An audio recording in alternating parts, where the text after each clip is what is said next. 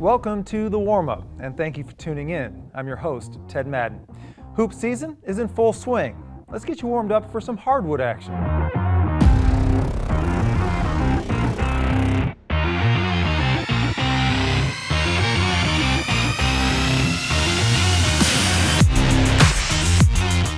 Now that we've put a bow on the football season, it's time to concentrate on some hoops. Let's take a look at some players and teams to watch for in the lineup, presented by So Chill Chips and Salsa.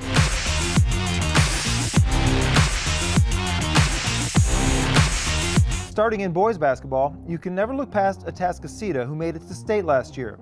They only returned 2 starters, but David Martinez will have them ready once the playoffs start. Dickinson is off to a great start behind Kason Boyd and Zion Little in the backcourt. Keep an eye out for the Gators as a 6A contender. Others to look for in 6A are Cy Falls, Pearland Dawson, and Fort Bend Elkins. In 5A, Fort Bend Marshall is a huge favorite to make it to state this season. Jalen Lowe returns, and he averaged over 25 points a game as a junior. All of the Houston area 5A teams were stymied by Beaumont United the past 2 years, but they've moved up to Class 6A, leaving the door wide open for a new team to make it to San Antonio. Manville and its star Jamari McDowell could prove to be a roadblock for Marshall come postseason. On the girls' side, Summer Creek will look to head back to state this year in 6A. Carlisa Dixon's Lady Bulldogs are ferocious on defense and are led by post player Joran Ross. Summer Creek has only 1 loss on the season thus far and has already beaten the state's #1 ranked girls team. Speaking of the state's top-ranked team, Pearland has all the tools to make it to state as well. An experienced Oilers team has come out of the gates red hot with only that Summer Creek loss on their ledger. Rylee Grays is a force to be reckoned with in the post, so a rematch of Pearland and Summer Creek in the playoffs would be a banger. Other 6A teams off to a hot start are Katy, Tomball Memorial, and Fort Bend Austin. And in the private ranks, look for Houston Christian to be hard to beat in girls and boys hoops. Warm up your game day with the authentic flavors of ancient cooking. So thin, so crisp, so good, so chill. Pearland's Rylee Grays has really transformed the Oilers into a state-caliber team. She's one of the top recruited players in the Houston area, and we caught up with her on the recruiting trail.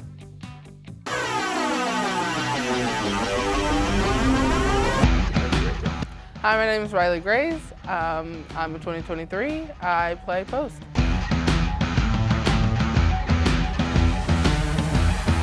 Well, first when I visited just the city, I love the city. I love the state of North Carolina. I think it's beautiful.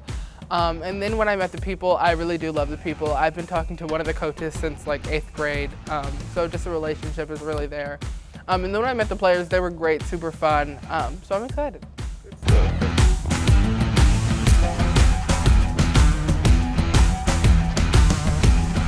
Probably my defense and my rebounding and just running the floor, high motor, things like that.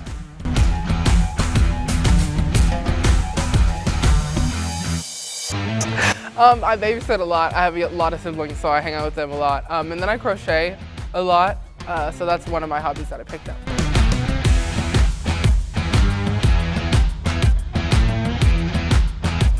I love that we all share the ball. We're all really good friends. There's really no beef on the team. We all hang out. It's just really fun. We have a lot of fun. Practice is really fun. And I'm just glad that we have I'm glad that we have a team that enjoys having fun.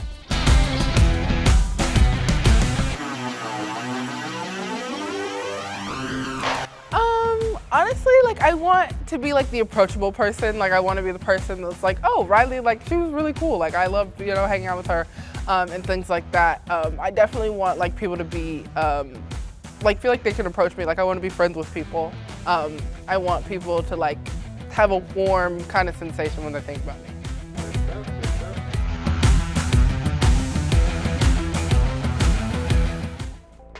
Tough end to another terrific season for the North Shore Mustangs. Let's take a look back at their state title game in the Hype.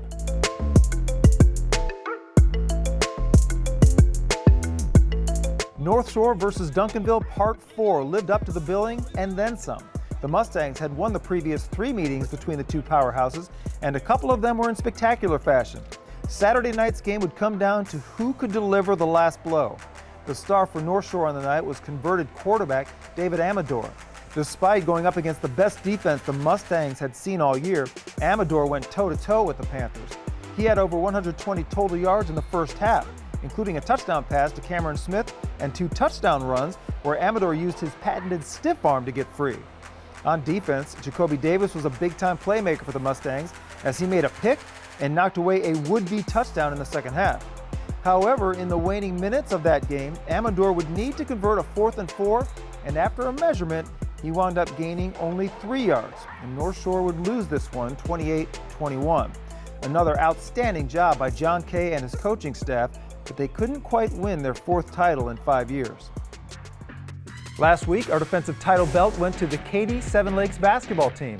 Let's take a look at their performance, plus check in on a previous title belt winner.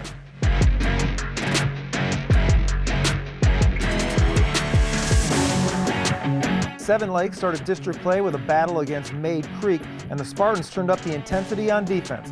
A.J. Bates was a thief as he made several steals that led to fast break buckets. Bates would also score his 1,000th career point in the 65-44 win. This week, watch for Pasadena Memorial to challenge for that title belt. The Mavericks are led by Big Robert Miller in the paint, who last year averaged 6 blocks per game. That's a serious block party. That's going to do it for today's show. For even more high school football and basketball content, be sure to follow us on our social media accounts, including Twitter, Instagram, Facebook, and YouTube. I'm Ted Madden, and I hope you have a great holiday season.